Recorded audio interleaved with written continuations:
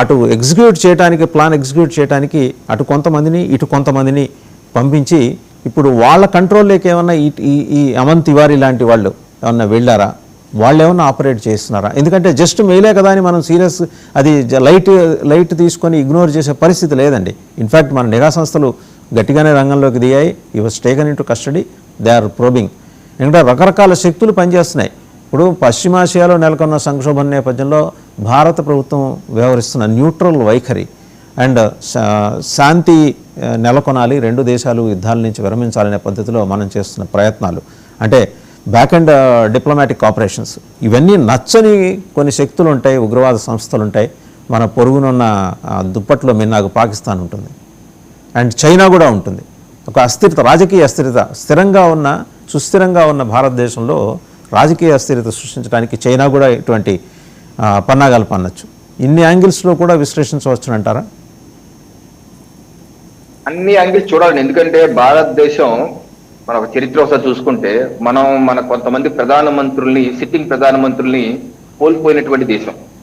లాల్ బహదూర్ శాస్త్రి గారు తాష్కెంట్ వెళ్ళారు, అక్కడ విషంకి ఫుడ్ పాయిజన్ అయిపోయారు, పరాయి దేశంలో చనిపోయారు. ఏంటి అనేది, అసలు ఏం జరిగింది అనేది అసలు ఏ మాత్రం బయటకు కూడా రానివ్వకుండా చేసి పెట్టారు. అలాగే ఇందిరాగాంధీ గారు మనం చూసాం, వారి యొక్క సెక్యూరిటీ గార్డులే ఆయన చంపారు.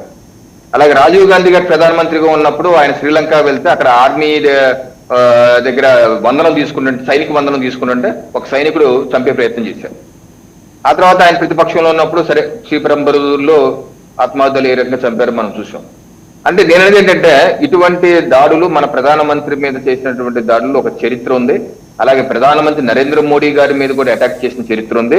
ఇప్పుడున్న సమకాలీన రాజకీయ పరిస్థితులు, దేశ పరిస్థితుల్లో కూడా అనేకమైనటువంటి, ఎందుకంటే భారతదేశం శరవేగంగా ఎదుగుతున్న దేశం, ఒక ఆత్మ గౌరవంతో, ఆత్మ విశ్వాసంతో ప్రపంచంలో ప్రపంచ దేశాలన్నీ మన్ననలు పొందుతూ కొంతమందికి కంటగింపుగా తయారైన దేశం. 2014 ముందు భారతదేశం అటు బలహీనమైన దేశం, ఆర్థికంగా కూడా 12వ స్థానంలో ఉంది. ఈ రోజు అత్యంత బలవంతమైన దేశం, ఆర్థికంగా 4వ స్థానంలో ఉన్న ప్రపంచంలో. అలాగే స్వయం సమృద్ధిగా ముందుకు వెళ్తున్న దేశం, ఎవ్వరికీ తలవంచట్లేదు. అటు అమెరికా కానీ రష్యా కానీ ఎవరికి తలవంచట్లేదు, ఆత్మగౌరవంతో తలెత్తుకుని వెళ్తున్న దేశం. ఇటువంటి పరిస్థితులు ఇందాక మీరు అన్నట్లుగా నచ్చని, ఒప్పుకొని భూస్వాములు, మన గ్రామీణ భాషలో చెప్పాలంటే భూస్వాములు ఉంటారు కొంతమంది శక్తులు, వాళ్ళకన్నా మించి ఎవరు రాకూడదు, వచ్చేది తొక్కే ప్రయత్నం చేస్తారు. పక్కన బంగ్లాదేశ్ లో ఏమైంది, ఒక ప్రధానమంత్రి మీద ఒక మోక దాడి చేసి ఆ ప్రధానమంత్రి పారిపోయారు. ఇది ప్రజలు ఎన్నుకున్న ప్రధానమంత్రి పారిపోయేలా చేసి ఇప్పుడు అక్కడికి వచ్చిన ప్రధానమంత్రి ఎవరు, వేరే ప్రధానమంత్రి వచ్చి కూర్చున్నారు. అలాగే పాకిస్తాన్ లో ఉన్నటువంటి సిట్టింగ్ ప్రధానమంత్రి ఇమ్రాన్ ఖాన్ జైల్లో ఉన్నాడు. అలాగే శ్రీలంకలో మనం చూస్తున్నాం పరిస్థితులు, నేపాల్లో పరిస్థితి వస్తున్నాం. అంటే ఒక డీప్ స్టేట్ రన్ చేస్తూ ఏదో రకంగా George Soros batch, deep state batch, CIA batch, అలాగే మీరన్నటువంటి మిగతా దేశాలన్నీ ఏదో రకంగా సుస్థిరమైన భారతదేశం ఉంటే మన స్థానానికి ముప్పు, మన స్థానాన్ని కబలిస్తారు, ముందుకు వెళ్ళిపోతారు, వీళ్ళు మనకన్నా ముందుకు దూసుకెళ్ళిపోతారు. దీనికి అన్నిటికి కారణం భారతదేశాన్ని సగర్వంగా నిలబడుతున్నటువంటి నరేంద్ర మోడీ గారు. వ్లాదిమిర్ పుతిన్ గారు ఒక మాట అన్నారు ఒక సందర్భంలో, నరేంద్ర మోడీ గారు అంత దేశభక్తుడు నేను ఎవరిని చూడలేదు, నిజంగా అదృష్టం భారతదేశానికి అటువంటి ప్రధానమంత్రి ఉండటం వారి అదృష్టం అని చెప్పి అన్నారు. సో ఈ రకమైనటువంటి తన దేశ శ్రేయస్సు కోసం ఆలోచించి తన ప్రాణాలను కూడా లెక్క చేయనటువంటి వ్యక్తి నరేంద్ర మోడీ. ఎంతకన్నా సరే తెగిస్తారు, మన 140 కోట్ల ప్రజల కోసం ఎంతకన్నా తెగిస్తాడు ఆయన. ఇటువంటి వ్యక్తి ఆ స్థానంలో ఉండటానికి, సుస్థిరమైనటువంటి ఒక స్థిరమైనటువంటి ప్రభుత్వం భారతదేశంలో ఉండకుండా ఉంటాకి అనేక శక్తులు, ఈరోజు అమెరికా ఇరాన్ లో చేస్తుంది ఏంటి, వాళ్ళు రిజిమ్ చేంజ్ కోసం ట్రై చేస్తున్నారు. ఇందాక చెప్పాను, మన చుట్టూ ఉన్నటువంటి దేశాలు రిజిమ్ చేంజ్. అలాగే చైనా చేస్తుంది ఏంటి, మారిషస్ లో వాళ్ళు పర్ఫెక్ట్ గవర్నమెంట్ పెట్టుకున్నారు. ఆ మారిషస్ ప్రధాని మనమే తిట్టారు కాసేపు, ఆ తర్వాత రియలైజ్ అయ్యాడు, ఇప్పుడు సెట్ అయ్యాడు. అలాగే నేపాల్, అలాగే చైనా వాళ్ళు పర్ఫెక్ట్ గవర్నమెంట్ పెట్టుకున్నారు. మన మ్యాప్లు సరిహద్దులు మార్చేసే ప్రయత్నం గొడవ చేశారు, ఇప్పుడు ఇది సెట్ అవుతుంది. సో మీరు ఇందాక మనం అనుకున్నట్టు అమెరికా కావచ్చు, చైనా కావచ్చు, రకరకాల శక్తులు భారతదేశాన్ని అస్థిరత పరచాలి.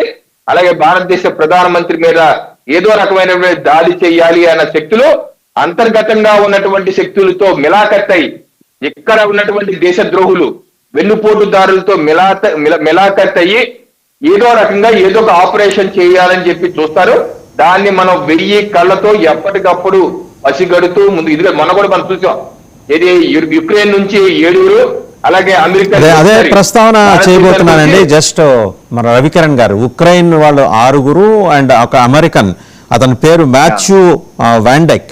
Matthew VanDyke was involved in మీకు లిబియా క్రైసిస్, కల్నల్ గడాఫీని అంతమొందించే క్రమంలో అతను కూడా ఇన్వాల్వ్ అయి ఉన్నాడు. కరెక్ట్గా డాట్స్ని కనెక్ట్ చేయండి. మార్చిలో అది జరిగింది నార్త్ ఈస్ట్లో, అతను అరెస్ట్ చేశారు. అతన్ని విడిపించడం కోసం ఏకంగా వాళ్ళ రాయబారి గోర్ వచ్చి అజిత్ దోవల్ గారితో మీట్ అయ్యాడు. అంటే వాళ్ళ అమెరికన్స్ వాళ్ళని అరెస్ట్ చేస్తే చూడండి ఎంత డిస్క్రైబ్. ఒక రాయబారి వచ్చి ఎన్ఎస్ఏని మీట్ అవడం అనేది చరిత్రలో ఎప్పుడు జరగలా, వచ్చి మీట్ అయ్యాడు. అంటే పక్క సిఏఏ ఆపరేటివ్స్ కూడా ఇక్కడ పనిచేస్తున్నారు. మనం గమనించాల్సింది not only Pakistan are China, CAA కూడా. సో ఇతనికి అమన్ తివారీకి ఈ మాథ్యూ వాండిక్ ఇలాంటి వాళ్ళకి సిఏఏ ఆపరేటివ్ ఏదో లింక్ ఉండకపోతే ఇంత ధైర్యం అయితే చేసి ఉండే అవకాశం లేదనేది ఒక అనుమానం అండి, నిఘా సంస్థల అనుమానం.